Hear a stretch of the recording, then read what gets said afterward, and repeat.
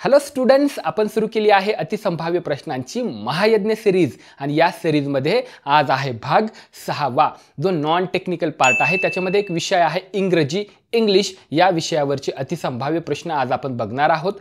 अतिसंभाव्य प्रश्न म्हणजे TCSने लेटेस्टमध्ये ज्या एक्झाम घेतल्या त्याच्यामध्ये इंग्रजी या विषयावर इंग्लिश या विषयावर त्यांनी काय क्वेश्चन्स विचारले होते डायरेक्ट तेच PYQ आज आपण बघणार आहे। चला सुरुवात करूया।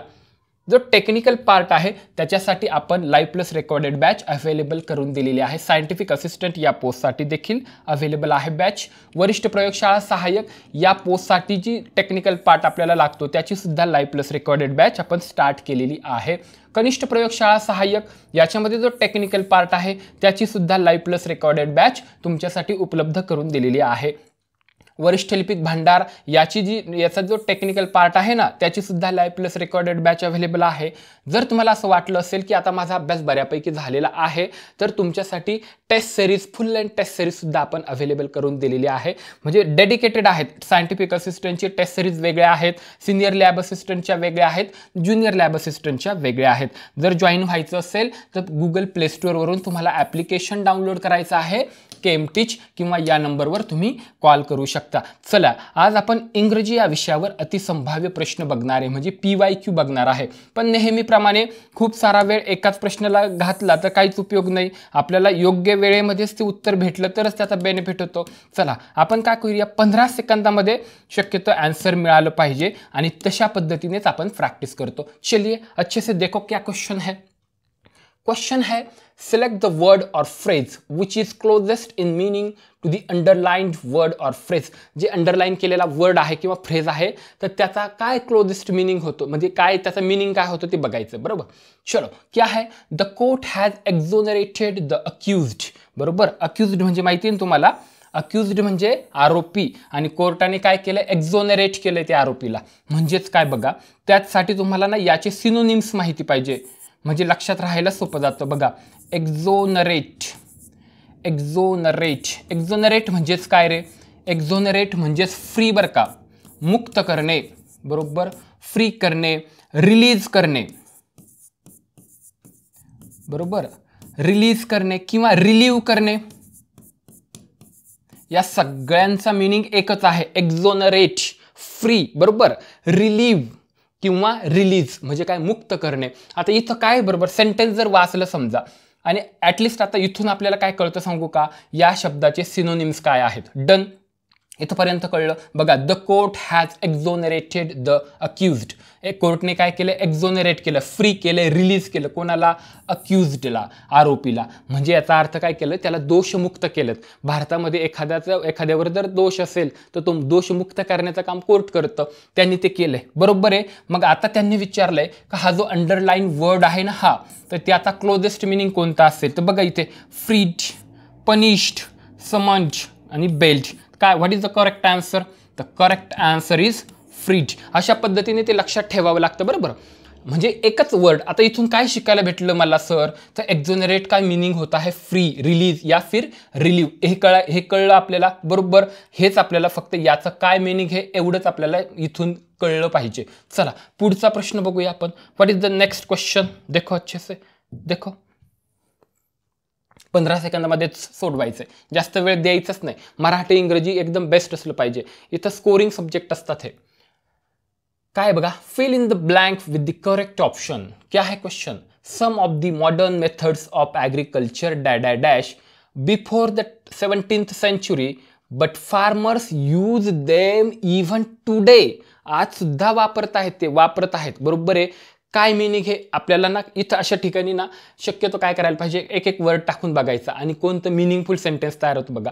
याचा असं सांगायचंय का अगदी बट सांगितलंय काय नीट बघा। Some of the modern methods of agriculture dash before आलेला आहे या बिफोरमुळे सगळा सेंटेन्स बदलणार आहे। बिफोर द 17th century 17व्या शतकाच्या अगोदर काय काही modern methods of agriculture dash but farmers use them even today ते आज पण वापरत आहेत बघ बरं। एमर्ज बिगन ओरिजिनेटेड एंडेड पहिली गोष्ट बिफोर आला पास्ट बद्दल बोलला जातंय बरोबर आहे।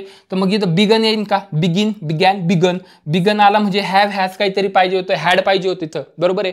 इथं तर काहीच नाही बिगन डायरेक्ट घेऊ नाही शकत। ओरिजिनेटेड बघा बरं हा वर्ड मॅच होतोय का? Some of the modern methods of agriculture originated before the 17th century. Correct, पास्टमध्ये बोलले म्हणजे 17व्या शतकाच्या अगोदरच. बरोबर, ओरिजिनेटेड म्हणजे काय? ओरिजिन म्हणजे उगम पावणे. बरोबर, ओरिजिनेटेड बघा, ओरिजिनेट म्हणजे काय? ओरिजिनेट म्हणजे उगम पावणे. म्हणजेच काय? ओरिजिनेट म्हणजे स्टार्टेड पण होऊ शकतं, स्टार्ट. बरोबर, स्टार्ट. ओरिजिनेट म्हणजे स्टार्ट म्हणजे त्याची सुरुवात झाली, उगम झाला. आणखी काय म्हणू शकतो? कमेन्स्ड. बरोबर, या सगळ्यांचा मिनिंग एक आहे. सिनोनिम असे लक्षात ठेवा, असे भरपूर एका शब्दाला 10 15 सिनोनिम्स असतात. एवढे नाही, जे आपण युजफुल आहे, जे वापरतो ना नेहमी, ते महत्त्वाचे आहेत, ते लक्षात ठेवायचे आहेत आपल्याला. कमेन्स्ड, स्टार्टेड, ओरिजिनेटेड हे सगळे काय सिनोनिम्स आहेत. बरोबर आहे. आता आपल्याला काय करायला पाहिजे? बिफोर आहे, पास्टमध्ये सेंटेन्स आहे, म्हणजे 17व्या शतकाच्या अगोदरच काय झालंय का काही मॉडर्न मेथड्स ज्या होत्या ॲग्रिकल्चरमधल्या त्यांचा उगम झालेला होता, पण अजून सुद्धा ते वापरत आहेत. Farmers use them even today, आज पण ते वापरत आहेत असं त्यांना म्हणायचंय. ओरिजिनेटेड शब्द तिथे बेस्ट परफेक्ट बसतोय. आपण टाकून बघायला पाहिजे, म्हणजे एंडेड टाकून चालेल का? अजिबातच नाही चालणार, मिनिंगच येत नाही. बिगन तर चालू शकत नाही, बिफोर आहे पास्टमध्ये न्यायचं त्याला, एमर्ज तर अजिबात नाही. समजलं का इथपर्यंत? काय काय शिकवायचं सर? सिनोनिम्स शिकलो इथं. डन. एवढे सिनोनिम्स लक्षात ठेवायचे, जेवढे महत्त्वाचे आहेत ते मी डायरेक्ट इथं लिहून देत असतो. म्हणजे ॲट द सेम टाइम दोन गोष्टी होतात, आन्सर पण भेटतंय, सिनोनिम पण शिकायला भेटतात. चलो नेक्स्ट क्वेश्चन हम देखते हैं. देखो थर्ड क्वेश्चन क्या है? थर्ड क्वेश्चन अच्छे से देखो. तीसरा प्रश्न आहे, in the given sentence a word is misspelled. एक वर्ड हा मिसस्पेल्ड आहे, चुकीचा दिलाय, मिसस्पेलिंग चुकली आहे. Identify the misspelled word from the options दिलेले आहेत. आणि इथं खूप मोठं सेंटेन्स दिलं. काय करतात, या सेंटेन्सचं मिनिंग समजून घेण्यातच वेळ वाया घालवतात. प्रश्न काय नेमकं त्यांनी विचारलं काय? का मिसस्पेल्ड झालेला वर्ड शोधायचा, बस डायरेक्ट तिथं जा. पण माझं म्हणणं असं आहे की ॲटलिस्ट काही 2-3 सेकंदामध्ये एकदा सेंटेन्स वाचून घ्यायला काय हरकत नाही. बघा, it is an act of an shrewd and conscious mind not by a desperate person in a state of anxiety. Done. काही नाही कळलं आपल्याला, काहीच टेन्शन नाही. पण त्यांनी जे विचारले ते कळलंय का? त्यांनी विचारलंय मिसस्पेल्ड वर्ड बघायचा आहे, स्पेलिंग चुकलेला. बघा, इटची स्पेलिंग बरोबर आहे, it is an act of a shrewd. बरोबर, म्हणजेच काय? याचा अर्थ काय होतो? श्रूड म्हणजे हुशार. बरोबर, हे एखादा हुशार कॅन्डिडेट किंवा इंटेलिजंट किंवा ब्रिलियंट, क्लेवर, हे सगळे त्याचे सिनोनिम्स आहेत बरं का, मी सगळे सांगितले. श्रूडचा अर्थ होतो हुशार कॅन्डिडेट एखादा. नॉट बरोबर आहे, not by a desperate person. Desperate म्हणजे एकदम असे एखादे इमोशनल झाले, काही करू शकतो आता तो. बरोबर आहे, तो डोक्यातून पिसाळला, डोक्यातून डायरेक्ट, तसं डेस्परेट पर्सन म्हणतात. एकदम म्हणजे त्याची मेंटल स्थिती आता काही करण्याची झालेली, that is called desperate person. बरं, अ स्टेट ऑफ एन्झायटी. तुम्हाला ना काही वर्ड्स आहेत ना, त्यांची स्पेलिंग मात्र महत्त्वाचे आहेत का तेच वर्ड जास्त फोकस होतं. जसं ना इथं डेस्परेटची स्पेलिंग ते चुकू शकत होते, पण बरोबर दिली आहे. एन्झायटीची स्पेलिंग पण त्यांनी बरोबर दिली. इथून काय शिकायचं आहे? स्पेलिंग बघून घ्या. एन्झायटी, डेस्परेट आणि श्रेव्ड. बरोबर, ह्या महत्त्वाच्या होत्या स्पेलिंग, पण त्या बरोबर आल्यात. अँड बरोबर आहे, माइंड पण बरोबर आहे. एक शब्द राहिला कॉन्शियस. काय याचा काय मिनिंग आहे? स्पेलिंग चुकली आहे बघा, याची स्पेलिंग चुकली आहे. कशी पाहिजे होती? कॉन्शियस. बरोबर, म्हणजे काय? जागा असलेला. बरोबर, कॉन्शियस म्हणजे काय? जागृत असलेला, जागा असलेला, सजग असलेला त्याला म्हणतात. यालाच आणखी एक दुसरा वर्ड आहे आता सिनोनिम, अवेकन. म्हणजे काय? अवेकन म्हणजे जागा असलेला. बरोबर, अवेकन काही मतलब होत आहेत म्हणजे तो एकदम सजग आहे, त्याला शुद्धीवर आहे तो, दॅट इज कॉल्ड अवेकन. बरोबर, त्यानंतर कॉन्शियस आहे. कॉन्शियस हे शब्द महत्त्वाचे आहेत. इथं काय फिरू शकत होते सांगतो. इथं ना ते कॉन्शियस फिरवू शकत होते स्पेलिंगमध्ये, एन्झायटी, डेस्परेट आणि श्रेव्ड, इथपर्यंत ते. बाकी त्याच्यात काय खेळायला त्यांना जागा नव्हती. इथपर्यंत कळलं. काय शिकलो आपण याच्यामध्ये? स्पेलिंग शिकलोय नवीन. डन. स्पेलिंग शिकलो आणि कशाचे काय सिनोनिम्स आहेत ते पण आता आपल्याला कळतात. जसं श्रेव्डचे कळतात, डेस्परेटचा अर्थ कळलाय, एन्झायटी काय असते आणि कॉन्शियसची स्पेलिंग काय असते ते देखील आता आपल्याला कळले. डन. इथपर्यंत आपल्याला करेक्ट आहे. तिसरा क्वेश्चन झाला. चला चौथा क्वेश्चन बघूया. देखो अच्छे से, एकदमच फास्ट, 15 सेकंदाच्या वेळ. मी सांगतो ना, मराठी इंग्रजीला जास्त वेळच नाही द्यायला पाहिजे. मराठी इंग्रजी जीके आपल्याला वेळ लागणार आहे तो टेक्निकल पार्टला, आणि ते मेरिट गेनिंग आहे, तिथंच मेरिट फिरतं. आणि आहे बुद्धिमत्ता चाचणी. पण बुद्धिमत्ताच्या चाचणीचे सगळेच प्रश्न एकदम पहिल्या पॉवर प्लेमध्ये खेळायसारखे असे असणार नाही आहेत. कधी कधी ते मुद्दामहून वेळ खाऊ प्रश्न पण टाकतात, तिथं आपल्याला सोडावं लागतं. झालंय तुमचे 15 सेकंड. जे खोचे choose the one that best fits the blank space. इथं ब्लँक स्पेस दिली, काय टाकायचं बघा. We must observe social distancing rules in dash cinema halls. आता काय दिलंय, an, as, no article required. हे तुम्हाला आर्टिकल्स माहिती पाहिजे. ॲन, दी कधी वापरायचा, द कधी म्हणायचं आणि दी कधी म्हणायचं. डन. आपण पाहणार आहेत इन डिटेल. आता इथं जर बघितलं तर काय ऑटोमॅटिकली कळलं पाहिजे का सिनेमा हॉल, जे सिनेमा हॉल आहे याच्या अगोदर काहीच आर्टिकल आपण वापरत नाही. म्हणजे इथं आपल्याला उत्तर येतं नो आर्टिकल रिक्वायर्ड. पण कधी वापरायचं, ॲन कधी वापरायचं आणि द कधी वापरायचं त्याबद्दल एक नॉर्मल आयडिया देतो. द कधी वापरायचं का ज्याच्याबद्दल आपण इन डिटेल पुढं सांगितलं. जसं की समजा आमच्या बागेमध्ये 10 आंबे आहेत, बरोबर. पण डावीकडचा जो आंबा आहे, आता मी स्पेसिफिकली बोलतोय, त्याचे आंबे मला फार आवडतात, बरोबर. म्हणजे मी पहिल्यांदा द नाही वापरू शकतो. अगोदर मी जस्ट सेंटेन्स केलं का आमच्या बागेमध्ये 10 आंबे आहेत. पण आता मी पुढे जे बोलतोय तेव्हा मी द मँगो म्हणणार, द मँगो ट्री म्हणणार आहे. का आता मी ज्या आंब्यांबद्दल बोलणार आहे तो डावीकडचा एकदम इन डिटेल सांगतोय, स्पेसिफिक नेलंय तुम्हाला, तेव्हा द वापरावं लागतं. पुढे आहे एक्झाम्पल, टेन्शन नका घेऊ. ॲन कधी वापरायचं, ॲन एक नॉर्मलच आहे. जनरली आपल्याला 10th पर्यंत शिकवलं असतं का ज्याची सुरुवात ए ई आय ओ यू ने होते. तसं काही नाही. ते काय करायला पाहिजे ते स्पेलिंग बघा. ए ई आय ओ यू ने जर सुरुवात होत असेल तर त्याला एकदा प्रोनाउन्सिएट करा. जर प्रोनाउन्सिएट केल्यानंतर जसं की युनिव्हर्सिटी, आता ए ई आय ओ यू ने सुरुवात झाली, बेटर आहे. म्हणजे पहिला चान्स आहे का ॲन वापरू शकतो. पण हे एकदा हे केलं आपण, एकदा आपल्याला कळलं का याची सुरुवात ए ई आय ओ यू ने झाली, पण प्रोनाउन्सिएट केल्यानंतर यू येतोय, युनिव्हर्सिटी, बरोबर. मग युनिव्हर्सिटी म्हटलं की मग मराठीमध्ये जायचं आणि मग त्याच्यामध्ये जे ओवेल्स आहेत आ ई उ, तर त्याच्यामध्ये हे बसतंय का बघा, बरोबर. स्वरामध्ये येतंय का, तर येत नाही. मग इथं वापरू शकतो आपण, ॲन नाही वापरू शकत. परत एकदा सांगू, ॲन कधी वापरायचं जर त्याची सुरुवात एखाद्या वर्डची, नाऊनची जर ए ई आय ओ यू ने होत असेल, बरोबर. त्यानंतर त्याला प्रोनाउन्सिएट करून बघा, म्हणजे म्हणून बघायचं त्याला. जसं युनिव्हर्सिटी तर यू म्हणतो आपण, युनिव्हर्सिटी यू म्हटलं की मग मात्र काय करायचं का हा मराठीमध्ये हा जो वर्ड आहे सुरुवातीचा, हा जो शब्द आहे किंवा हे जे पहिलं अक्षर आहे तर ते मराठीमध्ये जर स्वरांमध्ये येत असेल आ ई तर मग मात्र याच्या अगोदर ॲन वापरायचं. एक्झाम्पल आपण घेऊया, स्पेशल घेणारे. चला, इथंपर्यंत कळलंय तुम्हाला. आर्टिकल्स कळतात आणि त्याच्यानंतर या ठिकाणी जेव्हा सिनेमा हॉल असतो, हा जो नाऊन आहे याच्या अगोदर काही आर्टिकल वापरायची गरज नाही. चला नेक्स्ट क्वेश्चन बघूया. त्याच्यासाठी मी मुद्दा म्हणून चॉईस केला की तुम्हाला इन डिटेल कळावं का यानंतर मी काय शिकवणार होतो, तर आर्टिकलबद्दल मी बोलणार होतो. बघा, choose the one that best fits the blank spaces. Spain is dash European country. Dash country is well known for its food and art.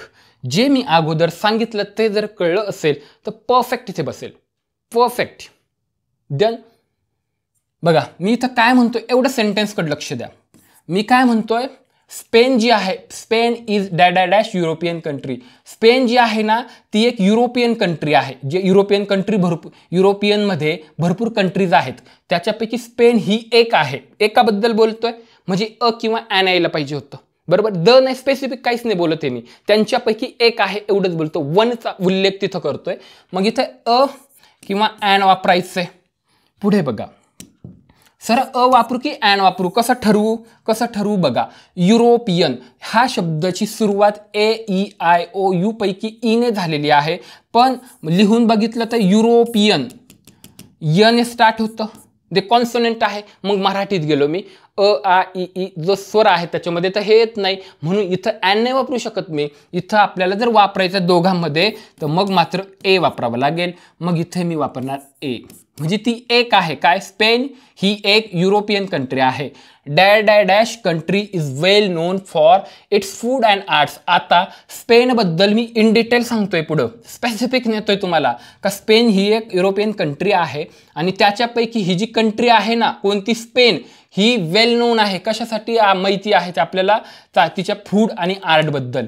म्हणून मी इथं काय केलंय रे, स्पेसिफिक नेतोय तुम्हाला. स्पेनबद्दल आधी सांगितलं की ती एक युरोपियन कंट्री आहे आणि पुढं मी स्पेसिफिक उल्लेख करतोय. स्पेनबद्दल आणखी इन डिटेल माहिती देतोय तुम्हाला. इसका मतलब यहाँ पे जो आर्टिकल यूज करना पड़ेगा वो द है. करेक्ट. काय आंसर मग अ आणि द किधर आहे, यहाँ पे है. कळलं का तुम्हाला. डन. स्पेसिफिक असेल तर द वापरायचं, नाही तर अ अँड मध्ये किंवा नो आर्टिकल. डन. इथपर्यंत कळलं. आर्टिकल बद्दल आपण इन डिटेल पुढच्या एखाद्या सेशनमध्ये परत बघूया.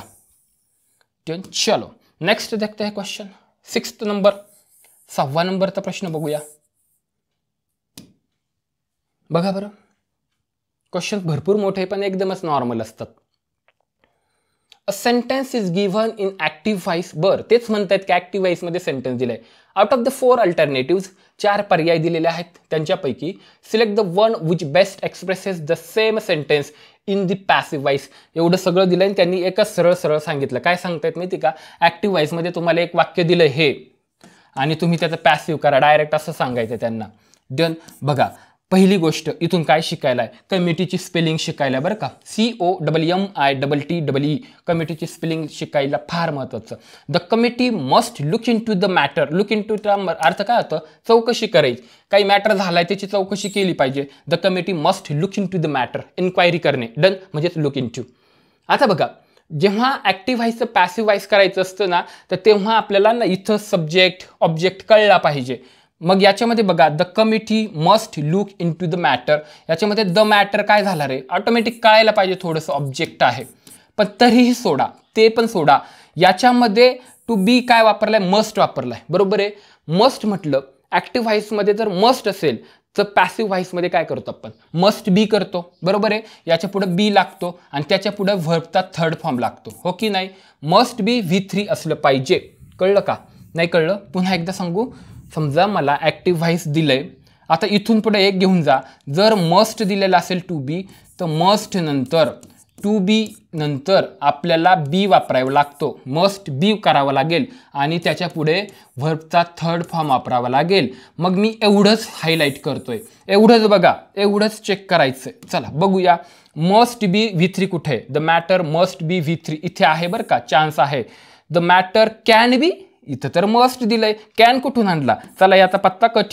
The matter must be looked, इथं पण आहे possibility. It shall be looked, आता शाल कुठून आणला, मस्टच्या जागेवर. पर्याय चुकलाय.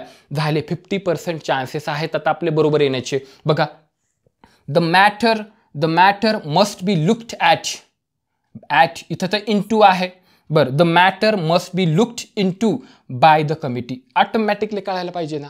कशाला इंग्लिश इन डिटेल वाचायचंय, कशाला एक बुक घ्यायचं आणि 1.5 महिना इंग्लिश करायचं, अजिबात नाही. याच्यातून शिकायला खूप भेटतंय. एवढं जरी शिकलात ना तर मोर दॅन सफिशियंट आहे. बघितलं कसा सोडवला प्रश्न आपण. मस्ट बी V3 चेक केलं. 50% चान्सेस आहेत.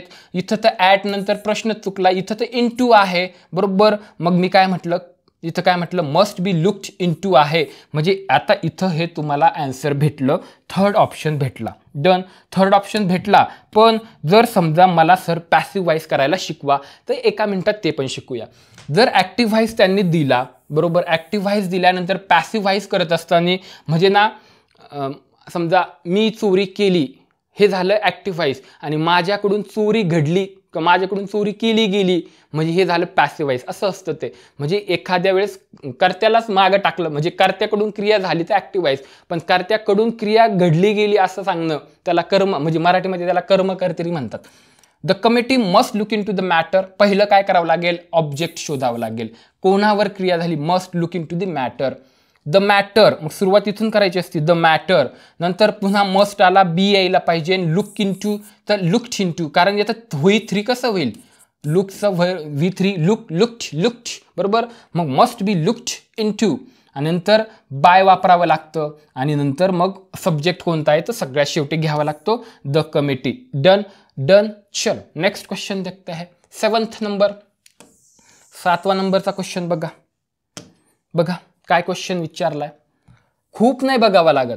तुम्हाला एक कीवर्ड कळला ना त्याच्यामध्ये काय लक्षात ठेवायचं तर ऑटोमॅटिक होऊन जातं. A sentence is presented in the indirect speech. सरळ सरळ सांगितलं, नॅरेशनवर क्वेश्चन आहे. इनडायरेक्ट स्पीचमध्ये दिलेलं आहे, आउट ऑफ द 4 सगळं दिलंय आणि सांगितलंय का त्याचं डायरेक्ट स्पीच शोधा. त्याचं काय करा, त्याचं उत्तर डायरेक्ट स्पीचमध्ये आलं पाहिजे. चला बघूया आपण डायरेक्ट स्पीच, नॅरेशन आणि ॲक्टिव्ह पॅसिव्ह वाईज पहिलं करा. एक तरी question active wise passive wise, एक तरी क्वेश्चन डायरेक्ट इनडायरेक्टवर विचारतातच. चला काय आहे बघा, my mother wished my sister that, conjunction आलं, गॉड माईट ब्लेस हर. बरोबर, माझ्या आईने माझ्या बहिणीला काय केलं, विश केलंय. काय केलं, विश, गॉड माईट ब्लेस हर. नेहमी लक्षात ठेवा, डायरेक्ट इनडायरेक्ट स्पीच हे इन्व्हर्टेड कॉमामध्ये दिलं जातं. बरोबर आहे, इथे इन्व्हर्टेड कॉमा असला पाहिजे, इथे कॉमा असला पाहिजे कोण कोणाला म्हटल्यानंतर, इथे सगळीकडे ते बारीक बारीक गोष्टी चेक करायचे इथे, आणि इथे इन्व्हर्टेड कॉमामध्ये आन्सर असलं पाहिजे. डन. काय म्हटलंय, God might bless you, God might bless her. सरळ सरळे माझी आई माझ्या बहिणीला काय म्हणते, गॉड माईट ब्लेस हर. म्हणजेच आपण याचा इनडायरेक्ट स्पीचचा डायरेक्टमध्ये काय होतं, गॉड ब्लेस यू. काय कुठं बघा बरं, God might bless you, God blessed you, God bless you आणि गॉड हॅज ब्लेस्ड यू. काय म्हणता बरं तुम्ही, गॉड ब्लेस यू म्हणता का नाही, गॉड ब्लेस्ड यू म्हणता नाही. मग जर समजा असं जरी केलं तुम्ही एवढंच तरी तुम्हाला आन्सर भेटतंय, काही जास्त बघायची गरजच नव्हती. पण तरी तुम्हाला क्रॉस चेक जर करायचं असेल तर काय करू शकता बघा, my mother wished my sister that God might bless her. बघा, गॉड ब्लेस यू चेक करा हे बरोबर आहे का. बघा, माय मदर सेड टू, बरोबर आहे, सेड टू, कारण इथं विश्ड हा आलेला ईडी आहे म्हणून said to my sister God bless you. Done. म्हणजे प्रत्येक वेळेस एकदम समजा नॅरेशन विचारलं किंवा पॅसिव्ह व्हॉइस ॲक्टिव्ह व्हॉइस विचारलं, सगळे ऑब्जेक्ट काढा मग ते चेक करा असं अजिबात करायचं नाही. एक कीवर्ड चेक करा. आम्ही जसं इथं कीवर्ड बघितला गॉड माईट ब्लेस हर, तर याचा गॉड ब्लेस यू इथंच कळलं मला, बाकीचं काही बघायची गरज पडली नाही, म्हणजे वेळ वाचतो आपला. डन. चला पुढचा प्रश्न बघूया, 8वां प्रश्न बघा. नेक्स्ट क्वेश्चन क्या है देखो,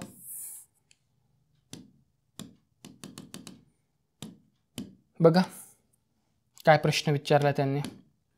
क्वेश्चन है चूज द करेक्टली स्पेल्ड, पुन्हा एकदा स्पेलिंग आहे का, बरं, word out of the following, याच्यामध्ये कोणती करेक्ट स्पेलिंग आहे. मी तुम्हाला नेहमी सांगतो महत्त्वाच्या स्पेलिंग कायमच लक्षात ठेवा. या स्पेलिंगवर जसं रिलीव्ह पाहिलं होतं ना रे आपण, रिलीव्ह ह्या स्पेलिंग फार विचारल्या जातात. रिसीव्ह, रिलीव्ह, रिसीव्ह ह्या स्पेलिंग नेहमी विचारल्या जातात. या स्पेलिंगमध्ये काय होतं, आय आणि ई याच्यामध्ये घोळ होऊन जातो. बरोबर, त्याच्यामुळे व्यवस्थित लक्ष द्या. तसंच सेलिंगवर पण नेहमी विचारला जातो. करेक्ट स्पेलिंग ही आहे बरं का, सेलिंग, सेलिंग. डन. अशा पद्धतीने बाकी काय बघायचीच गरज नाही. महत्त्वाच्या स्पेलिंग असतात, जसं कमिटी, हे नेहमी विचारले जाणारे शब्द आहे, याच्यात काय बघायची गरज नाही. स्पेलिंग नीट लक्षात ठेवा, सेलिंग. डन. छत म्हणतात त्याला, छत, घराचं छत जे असतं त्याला सीलिंग म्हणतो आपण. चला नेक्स्ट क्वेश्चन काय आहे देखो, select the most appropriate option to fill in the blank. ब्लँकमध्ये एक मोस्ट अप्रोप्रिएट ऑप्शन आपल्याला प्लेस करायचं आहे. The murderer and the accomplice, म्हणजे त्याचे साथीदार, खून करणारा मर्डरर अँड द अकम्प्लिस डॅ डॅ डॅश क्वेश्चन मार्क. क्या है देखो, हॅज एस्केप्ड, हॅव एस्केप्ड, काहीच नाही, डोकंच नका लावू. मला ऑप्शन बघायच्या आधी तुम्हाला याचा कीवर्ड सांगतो. द हा जर समजा इथं द आला, मध्ये अँड आला आणि इथे द आला, नेहमी लक्षात ठेवा.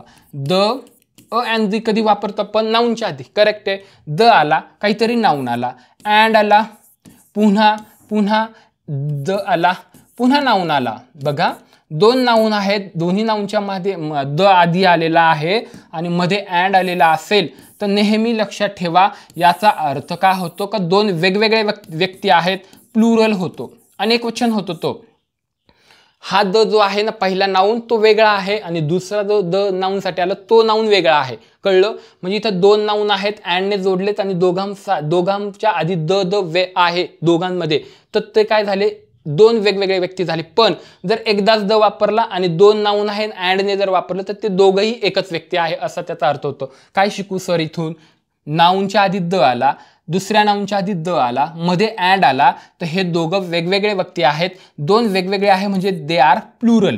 करेक्ट, प्लुरल झाले.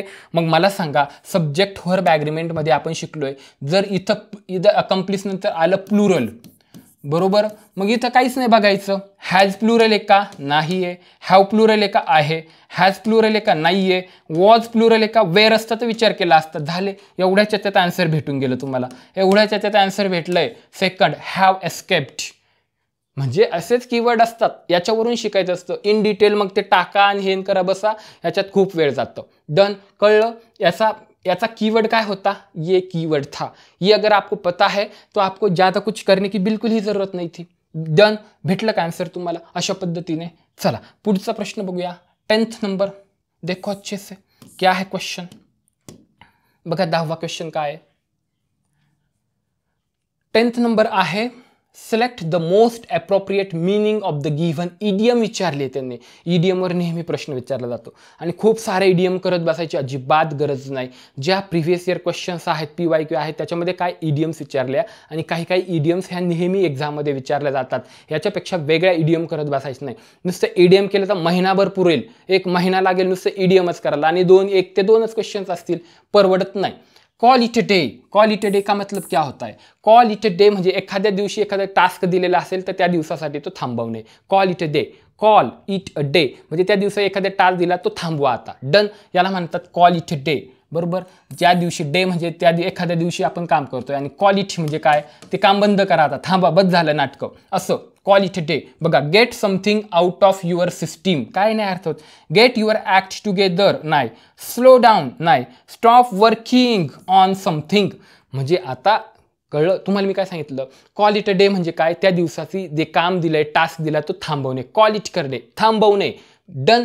डे. डे म्हणजे त्या दिवसाचं काम, त्या दिवशीचा जे काम दिलंय, जो टास्क दिलाय, कॉल इट थांबवायचंय. बघा स्टॉप वर्किंग एवढंच बघायचं, बाकी काय बघायची गरज नाही. Stop working on something. So what is the answer?